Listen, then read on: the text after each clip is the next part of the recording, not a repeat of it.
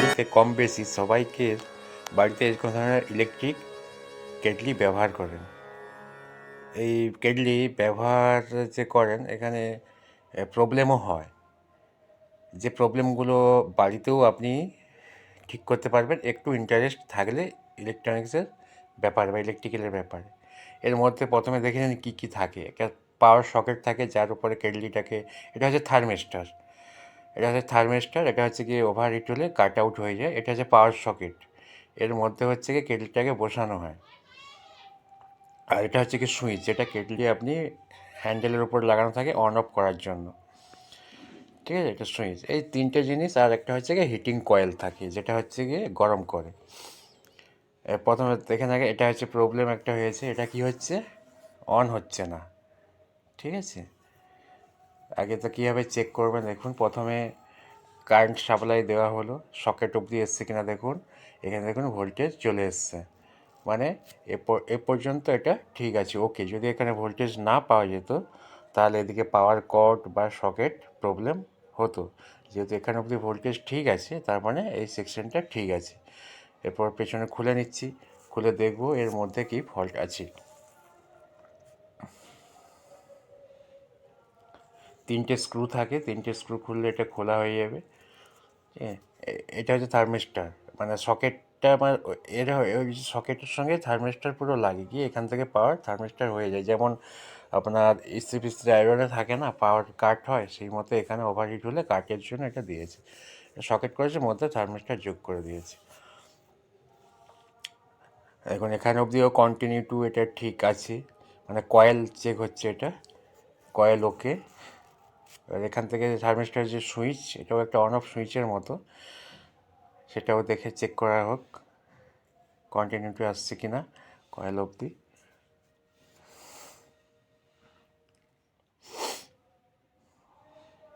এটা হচ্ছে কি সুইচের মাধ্যম দিয়ে আছে, সেখানে নেই, কন্টিনিউটি নেই বলে সুইচটা খোলা হচ্ছে। আর হ্যান্ডেল খুললেই সুইচটা বেরিয়ে পড়ে, স্ক্রু থাকে, এটাকে লক সিস্টেম, সাইড করলে এটা খোলা হয়ে যায়, সব লক থেকে পুশ করে টানলেই খোলা হয়ে যায়। আর উপরে দুটো স্ক্রু।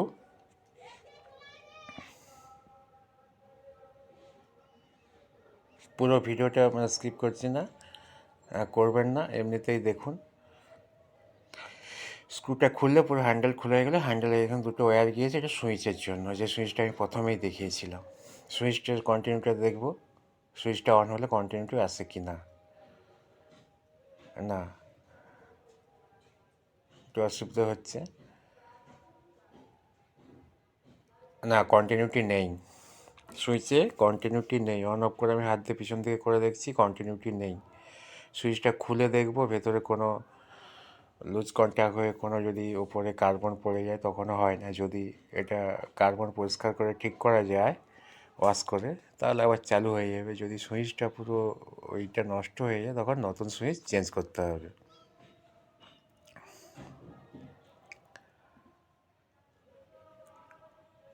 সুইচ চেঞ্জ করে দিলে আশা করি ঠিক হয়ে যাবে। আমি দেখছি সুইচটা খুলে,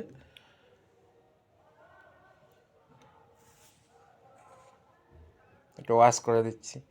আচ্ছা, ওয়াশ করার জন্য বাড়িতে যদি কারোর কিছু না থাকে তাহলে সব থাকতে ভালো হচ্ছে, বাড়িতে বডি ডিও স্প্রে থাকে, তাকে দিয়ে একটু দিয়ে পরিষ্কার করে দেবেন, খুব সুন্দর পরিষ্কার, কোনো অসুবিধা নেই।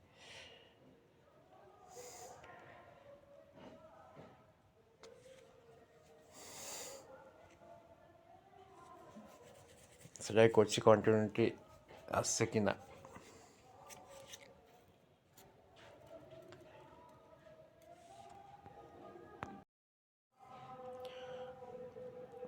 সুইচটা ঠিক হয়নি, সেই জন্য নতুন সুইচ লাগানো হচ্ছে।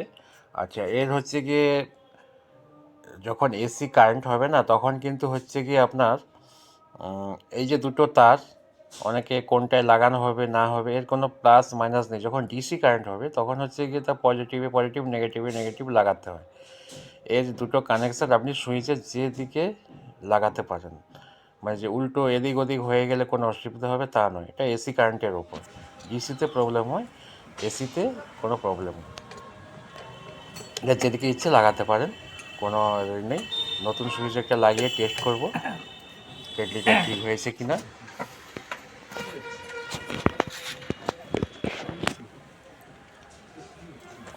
হ্যান্ডেলটা সুইচ লাগানোর পর হ্যান্ডেলটা লাগিয়ে স্ক্রুগুলো টাইট করে পাওয়ার দিয়ে দেখব। এইভাবে কোনো একবার ওই স্ক্রু খুলে আবার সকেট টাইপ বসে গিয়ে স্ক্রুগুলোকে লাগিয়ে দিলেই এটা ঠিক হয়ে যাবে।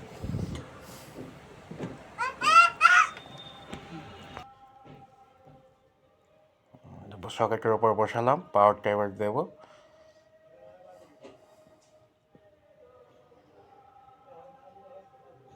একা ক্যামেরা করছি বলে একটু অসুবিধা হচ্ছে। এখন চলে আসছে এখানে ইন্ডিকেটার জ্বলে গেছে, মানে ওকে সুইচ লাগানোর পর এটা ঠিক হয়ে গেছে। এবার হিট হচ্ছে কি না আমি একটু চেক করে নেব। উপরের কভারটা খুলে একটু হালকা হাত দিলেই বোঝা যাবে। হালকা, বেশিক্ষণ সাবলাই দেবেন না খালি অবস্থাতে, তাহলে কয়েল খারাপ হওয়ার চান্স থাকে। আমি একটুতেই দিয়েছি, দেখুন তাতেই হিট এত আমার হাতে জোর লেগেছে। ঠিক আছে, ওকে হয়ে গেল।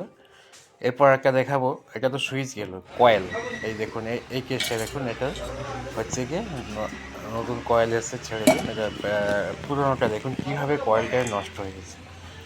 এটা নতুন চেঞ্জ করবো বলে আছে। আর এর কয়েল কিন্তু চেঞ্জ হলে পুরো বডি সমেত চেঞ্জ করতে হবে। ঠিক আছে, এর কয়েলটা পুরো বডির সঙ্গে থাকি। এটা হচ্ছে গিয়ে পুরোনোতে দেখুন কীভাবে পুড়ে গেছে। এই কয়েলটা দেখেছেন নিশ্চয়ই, খেয়াল করেছেন। এবার তার জায়গাতেই নতুনটা চেঞ্জ হবে। একটা পুরোনোতে দেখুন এই কয়েল নষ্ট হয়ে গেছে এই জায়গাতে। আর কয়েল নষ্ট হলে পুরো বডি সহ কয়েলটাকে চেঞ্জ করতে, মানে কয়েলটা পুরো বডির সঙ্গে সেট আপ থাকে। এটা ঠিক সেই রকমই জিনিস, প্রত্যেকটা খুলে যে যেমন যেখানে যা কানেক্ট